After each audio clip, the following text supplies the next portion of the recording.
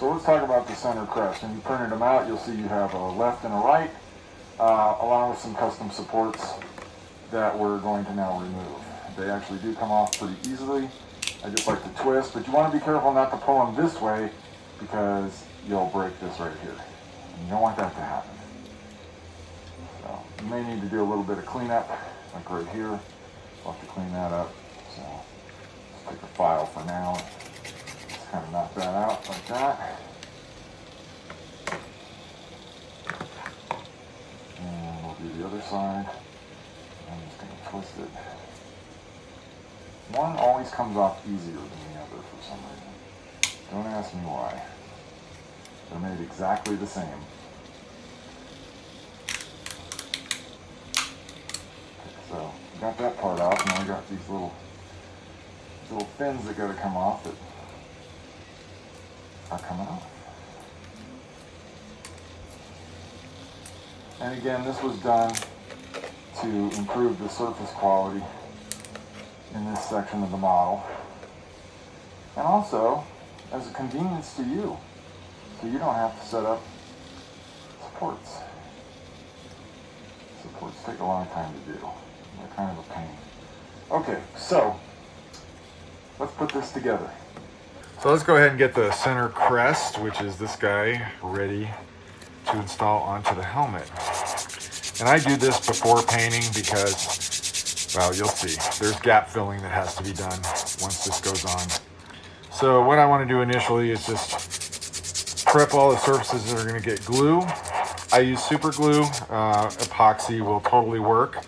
Just don't mix it too hot though, because you know, it's an exothermic reaction. If it gets too hot, it will potentially melt the top of the helmet. So make sure you're accurate with your epoxy mixing. This is another reason why I like to use super glue for this, because I don't have to worry about it heating up.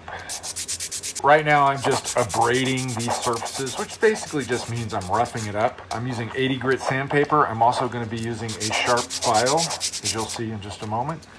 The 80 grit kind of gives us a start, and it also helps clean up the edges of the mating surfaces, the surfaces that are going to be contacting each other.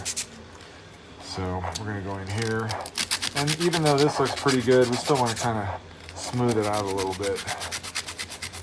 It's not super critical that it doesn't have to be like perfectly smooth.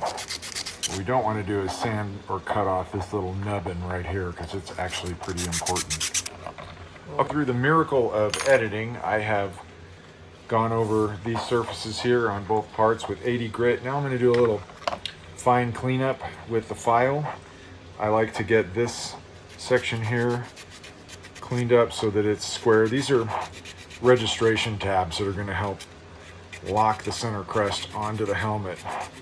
I mean, it's almost like you don't even have to glue it, but I do anyway, just because, you know, if you don't, it's just going to fall right off. But it actually goes on and stays on quite well without it. But we want to get this registration tab cleaned up on both parts. We'll just do that really quick. We'll go ahead and clean up the sides of the nubbin. Stay in the shot here so you can actually see what the heck I'm doing.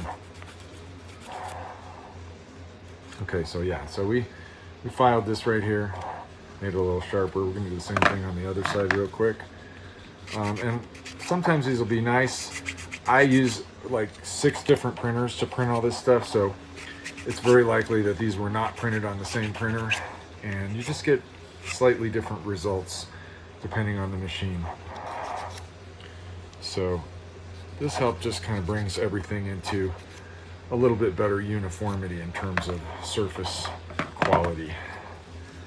So, okay, that looks good. So the next thing I like to do to really kind of make sure this is all going to stick together good, I got this cool file from the big box hardware store. It's got 2 different levels of abrasion. It's pretty much almost a rasp, but we've got kind of a medium, and you can see this is contoured. So we've got a curved version, and then we got the flat version. We're going to take the curved version of the really rough one here, and we're just going to go in. And you can do this with an X-Acto knife. You could do this with a small file.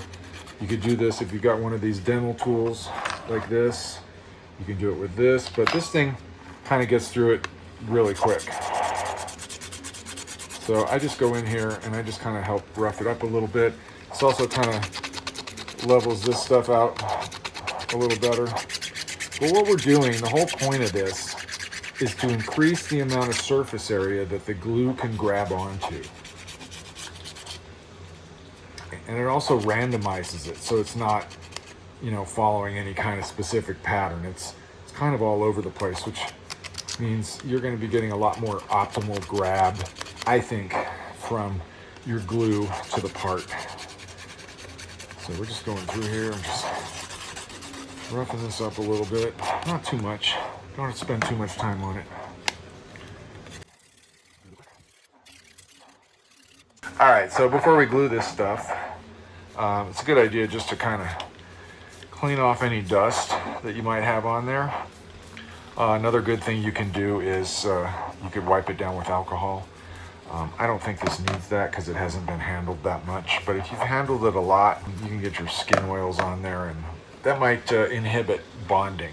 There are 4 pins that get printed with the right crest. These are these guys.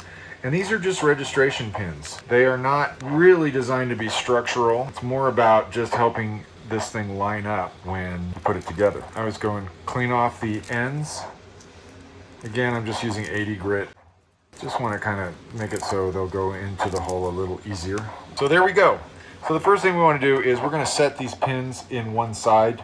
Doesn't matter which one. And I just basically put a little bead of super glue right in here. And my glue bottle is definitely seen better days. So I just want like a raindrop sized bit of glue in each hole. And then I'm going to set in these pins. Just like that. Just like that. And you can spin them around too to kind of spread the glue all over that pin.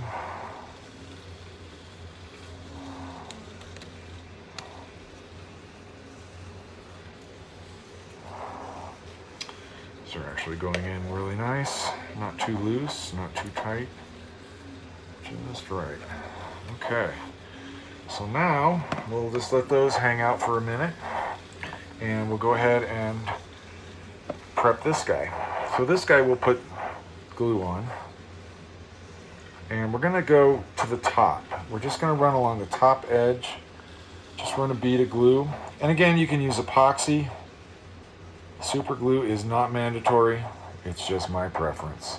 This is medium thickness super glue. It's the only super glue I use. I do not use thin super glue. I do not use super thick super glue. So, in case you were wondering. All right, so now we're ready to join these two pieces together. We're going to try to keep it like this so our glue doesn't go running off all over the place. Because this medium thickness glue will run and drip, but not as fast as thin glue will. All right, here we go. We've got this piece together now. We're going to clamp it just like this. It's a little tricky to clamp because we're on a beveled edge. We want to make sure that we're lined up as good as we can be. You can always adjust it a little bit. We're not using any kicker with this super glue, so we've got a little bit of time to work with it. There we go. Now let's get one more clamp on here. We're going to put it on the end, which will hopefully kind of pull these edges together. Yeah, that's looking good. Okay. So what we're checking for right now is to just make sure one side's not really higher than the other. It's okay if it's a little bit. A lot of that just has to do with the way it printed, but we'll be able to knock that down with sanding. So we'll just let this dry now, and then we'll get ready to install it on the helmet.